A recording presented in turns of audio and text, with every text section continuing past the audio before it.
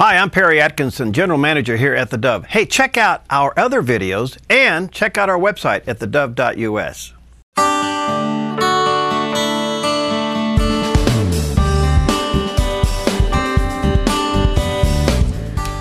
Welcome to Focus Today. I'm your host, Perry Atkinson, and what a delight to have with us today Gerald Pingleton. He is the Director for Focus on the Family Counseling Department, and boy, that is one busy department there at Focus on the Family.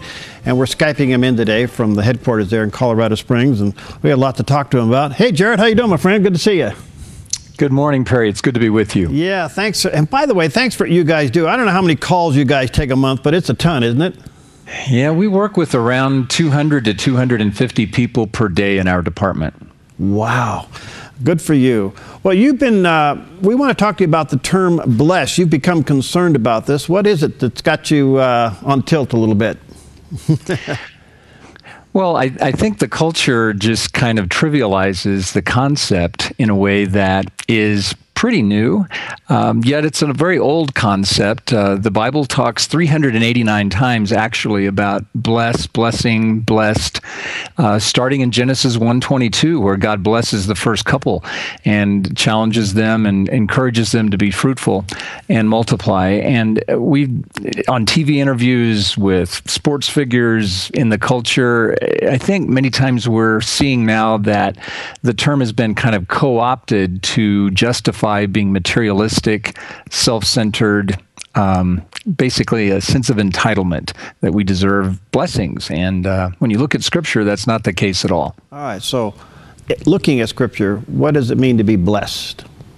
Well, Psalm 1 is a very famous saying where David begins the Psalms by saying, "Blessed is the man or woman who serves the Lord and follows his counsel and doesn't kind of cave into peer pressure and the cultural kind of drift." Then Jesus, of course, begins the Sermon on the Mount with these 9 attitudes that are beatitudes about how blessed we are when we appropriate godly character into our lives and relationships. So it has to do, I think, biblically with something far deeper, far more profound and important than our culture has kind of trivialized it to become.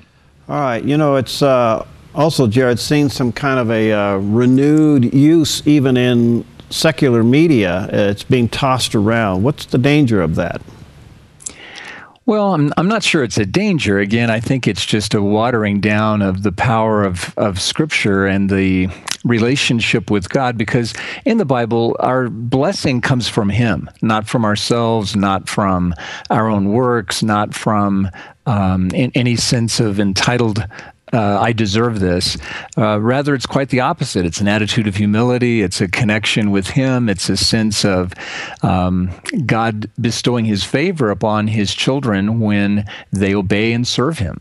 Have we materialized it? I mean, I think we've trivialized it, but have we materialized it? I think so. I think we think that blessings has to do with the size of our bank account or the size of our house or the size of our investment portfolio in ways that I don't think is heavenly at all. I think the blessings from heaven have to do with feelings of peace, security, love, grace, mercy, being the recipient of God's divine calling and favor upon us. So I think those are much, much more expensive than materialistic kinds of, again, watering down or even distortions or perversions of what God intends for His children. Wow, that's powerful. Jared, I'm wondering, do you think there is a interest or an understanding of what it is to pass the blessing on? You see that in the Bible from one generation to another. Have we lost sight of that and we've lost the meaning of that? I think so. I think in large part our culture has, because those attributes of the patriarchal blessing to which you're referring are very, very powerful psychologically. I'm a clinical psychologist as well as a minister, and those senses of acceptance of from one human to another, particularly a father figure or a parent figure to the child, is so important for their self-esteem development, for their identity formation, for their relationships, to where there's that sense of connection and bonding that is so powerful powerful in an attachment with people who love us. So yes, I think in many ways we've lost a lot of the power and the meaning of blessing our children. What would you like to see us do with that? It seems to me we're missing an opportunity in the American family to bring that about.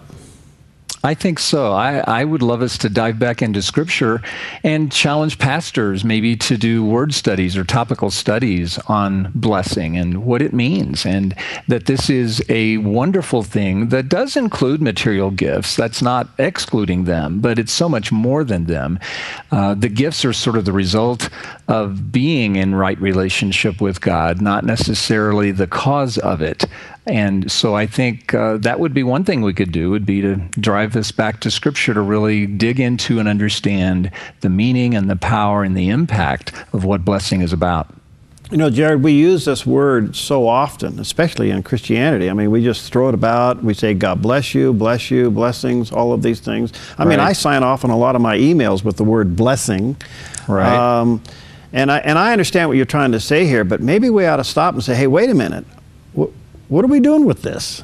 You know, what's behind this?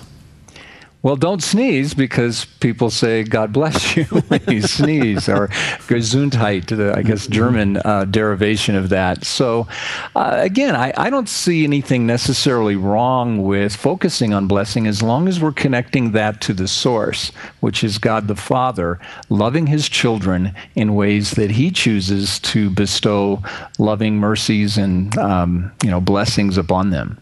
Wow. I want to focus on the family for a moment and what you do there. Tell us a little bit about your department, because you mentioned 250 contacts a day. That's a lot. It really is. Yeah, I oversee an awesome team of 16 licensed mental health professionals, and we make telephone consults to people who call in with problems in their marriage, with depression, with struggles, with addictions, all manner of human and relational problems, and we then work with them and pray with them, and often refer them out, about 65,000 people per year, to people on our 1,800 member national referral network of Christian mental health professionals across the country. Wow. Is there a theme you see in the requests for help? No, there's not. It's everything from A to Z, everything you can imagine with human relationship and mental health problems and struggles we deal with every day. We deal with acute suicidality, child abuse, things we have to report to local authorities to be able to intervene and help with, but we see a lot of brokenness. We deal with human pain in the deepest ways imaginable. And you know what's so interesting about that, Jared, is I would assume most of your calls are from believers. Yes. And so it shows that the church has got a lot of issues. And are we ministering correctly? Yes and no. We do have a lot of issues, and I'm reminded of the old bumper sticker, Christians aren't perfect, just forgiven. Yet, I think as we're salt and light, we should be a hospital for sinners, not a museum for saints. Right. So I'm very comfortable with us reaching out to the hurting and the broken, because I think that's part of the mission of Christ. And that's what we're about here, and attempting to fulfill a small part of that. Wow. Well, Jared, thanks for what you do. Everybody there at Focus on the Family, give them our best from all of us here at theDove. We appreciate partnering with you guys, and keep up the good work, my friend. All right. God bless you, Perry. Okay. I will take that for its full meaning. All right. And focusonthefamily.com is the website. Go there if you need any help. And again, tremendous resource with Jared and his team. We'll take a quick break. We'll be right back.